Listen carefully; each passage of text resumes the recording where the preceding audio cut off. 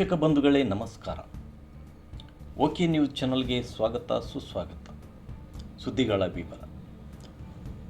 ಕರಡ್ಕಲ್ ಗ್ರಾಮದಲ್ಲಿ ಐತಿಹಾಸಿಕ ಮೂರ್ತಿಯನ್ನು ಕದ್ದು ಒಯ್ದ ನಿಧಿಗಳ್ಳರು. ಲಿಂಗಸ್ಗೂರು ಪುರಸಭೆ ವ್ಯಾಪ್ತಿಯ ಕರಡ್ಕಲ್ ಗ್ರಾಮದಲ್ಲಿರುವ ಪಾಲಕಮ್ಮ ಎಂದು ಹೇಳಲಾಗುತ್ತಿರುವ ಐತಿಹಾಸಿಕ ಮೂರ್ತಿಯನ್ನು ಕದ್ದುಕೊಂಡು ಒಯ್ದದಲ್ಲದೆ ಮತ್ತೊಂದು ದೇವಸ್ಥಾನದಲ್ಲಿ ಮೂರ್ತಿಯನ್ನು ನಿಧಿಗಳ್ಳರು ಭಗ್ನಗೊಳಿಸಿರುವುದಾಗಿ ತಿಳಿದು ಬಂದಿದೆ. ಕರಡ್ಕಲ್ ಐತಿಹಾಸಿಕ ತಾಣವಾಗಿದ್ದು ಇಲ್ಲಿ ಹಲವಾರು ಐತಿಹಾಸಿಕ ಕುರುಹುಗಳು, ದೇವಸ್ಥಾನಗಳು, ದಾಳಿಗೆ ಒಳಗಾದ ದೇವಸ್ಥಾನಗಳು ಇಲ್ಲಿವೆ. ಅಂತಹ ಕೇಂದ್ರವಾದ ಕರಡ್ಕಲ್ಲಿನಲ್ಲಿ ಸುಂದರವಾದ ಮೂರ್ತಿಯೊಂದು ಆಂಜನೇಯನ ದೇವಸ್ಥಾನದ ಹತ್ತಿರದಲ್ಲಿತ್ತು. ಅದನ್ನು ಗ್ರಾಮದವರು ಪಾಲಕಮ್ಮ ಎಂದು ಕರೆಯುತ್ತಿರುವುದಲ್ಲದೆ ಮಕ್ಕಳಿಗೆ ತಟ್ಟು ಒಟ್ಟು ಕಾಣಿಸಿಕೊಂಡಾಗ ಈ ಮೂರ್ತಿಗೆ ನೈವೇದ್ಯವನ್ನು ನೀಡುತ್ತಿದ್ದರು. ಗ್ರಾಮಸ್ಥರು ಪೂಜೆ ಮಾಡುತ್ತಿದ್ದರು.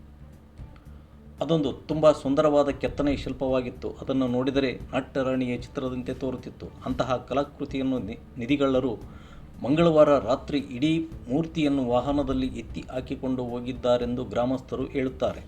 ಅಲ್ಲದೆ ಸದರಿ ಸ್ಥಳದಲ್ಲಿ ಹಗ್ಗ ಇತ್ಯಾದಿ ವಸ್ತುಗಳು ಬಿದ್ದಿವೆ. ಅಲ್ಲದೆ ಮತ್ತೊಂದು ದೇವಸ್ಥಾನದಲ್ಲಿ ನಂದಿಯ ಮೂರ್ತಿಯನ್ನು ಭಗ್ನಗೊಳಿಸಿದ್ದಾರೆ ಎನ್ನಲಾಗುತ್ತಿದೆ. ಒಟ್ಟಾರೆಯಾಗಿ ನಿಧಿಗಳ್ಳರು ಕರಾಮತ್ತಿನಿಂದ ಕರಡ್ಕಲ್ಲಿನ ಐತಿಹಾಸಿಕ ಕುರುಹು ಪಾಲಕಮ್ಮನ ಮೂರ್ತಿ ಎತ್ತಿಕೊಂಡು ಹೋಗಿರುವುದು ದುರಂತವೇ ಸರಿ. ಗ್ರಾಮದ ಜನರೆಲ್ಲರೂ ಪೂಜೆ ಮಾಡುತ್ತಿದ್ದ ಸದರಿ ಮೂರ್ತಿಯನ್ನು ಕದ್ದುಕೊಂಡು ಹೋಗಿರುವುದರಿಂದ ಜನತೆ ಅಂತಹ ನಿಧಿಗಳ್ಳರಿಗೆ ಶಿಕ್ಷೆ ಆಗಬೇಕು ಎಂದು ಒತ್ತಾಯಿಸುತ್ತಿದ್ದಾರೆ. ಈ ಸಂದರ್ಭದಲ್ಲಿ ಗ್ರಾಮದ ಎಂಕೆ ಪಾಟೀಲ್ ಹಾಗೂ ನೂರಾರು ಮಹಿಳೆಯರು ಸೇರಿದಂತೆ ಇದ್ದರು. ಸದಾ ಓಕೆ ನ್ಯೂಸ್ ವೀಕ್ಷಿಸಿ ಪ್ರೋತ್ಸಾಹಿಸಿ. ಧನ್ಯವಾದಗಳು.